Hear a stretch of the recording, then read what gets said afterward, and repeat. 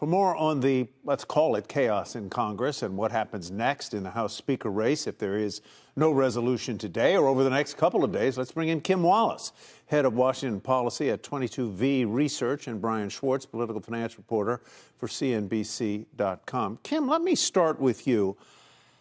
I guess what stands out to me here is that this deliberative body is being ruled by what I would call the tyranny of the minority. It took place in January, and it is taking place again now. Am I right or wrong? Oh, Tyler, I think you're right, and I think the simple math proves it out, both in January and just a half hour ago. This has been a building condition in the House of Representatives Republican Conference, not just this year, but I'd say over the last 4 or 5 years.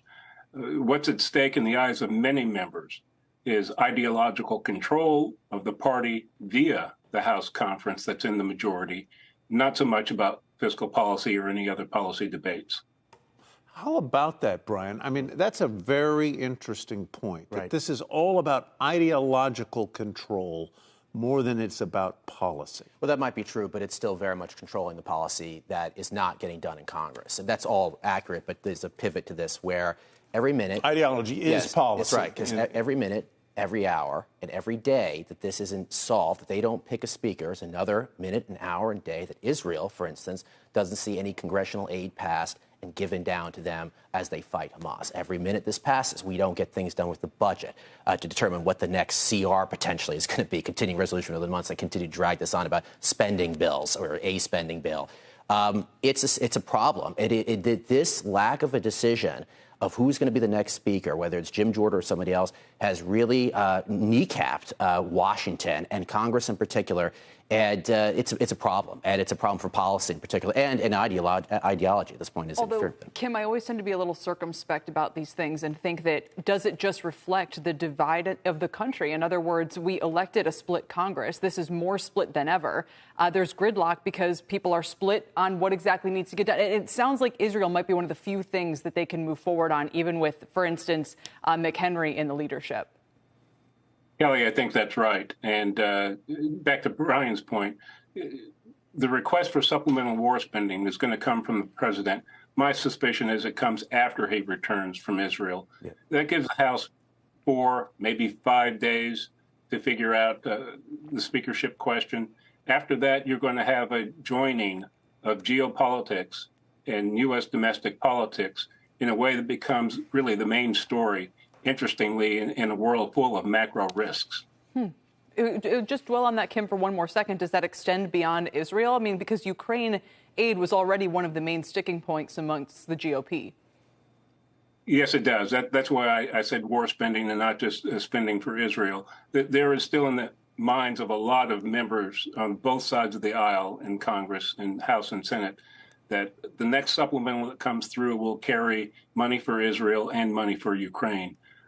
Working through that, for example, to split the vote for Ukraine and Israel will take monumental legislative effort, the kind of which we haven't seen on display in the House this year. Brian, let's talk about the president's trip to Israel. I can see why he's doing it. Are there risks? I mean, I think there's some risks in the context of maybe he's not directly in Washington as some of this chaos goes through. But I think at the end of the day, he's really been hammering home the need for the U.S. to be allied with Israel. And I think that's really given him a boost in many even in some Republican circles.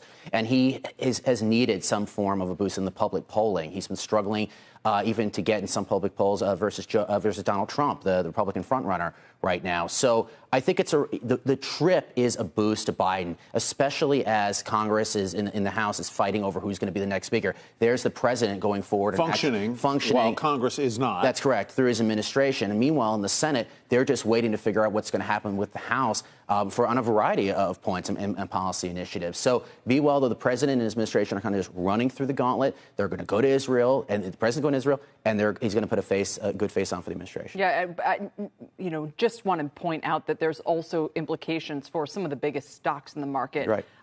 Some of the big tech stocks in particular. If it's Jordan, probably even if it's McHenry, in other words, if there's not a strong majority leader, in Congress right now. Yeah, you're right. I mean, the gridlock sometimes can be helpful for the markets. I mean, investors can look at that and say this could be good. We might not see too much regulation coming on to certain companies and stocks. We reported yesterday that, big tech may see a reprieve from antitrust if Jim Jordan becomes Speaker. So, you could see kind of some wiggle room in the markets themselves. But in terms of things getting done right now, particularly through the House, just things are at a standstill at the moment. And one other point I just want to make, I was talking to someone before I came on here about the next round of voting for the speakership for Jim Jordan. I don't think it's going to get much easier for him. The person I spoke to who's been in the room trying to cobble together votes, it says this is going to be the next round is going to be an uphill battle. The exact words I was told before I came on here, for him to get enough votes, Jim Jordan, to become Speaker in the next round. His support might erode. That's right. He is for sure a polarizing person. That's right. Not only in Washington, but in his own conference. That's right. I mean, he co-founded the House Freedom Caucus, which is the most conservative element of the Republican Party, especially within the House. They have not been always known to play ball with much of the rest of their party. So that's where he's been coming from all these years. And it's a tricky spot from now being to try to be the guy who's going to try to unite the conference as the House Speaker. We have to leave it there. Kim Wallace, thank you very much for being with us. Brian Schwartz, great to see you.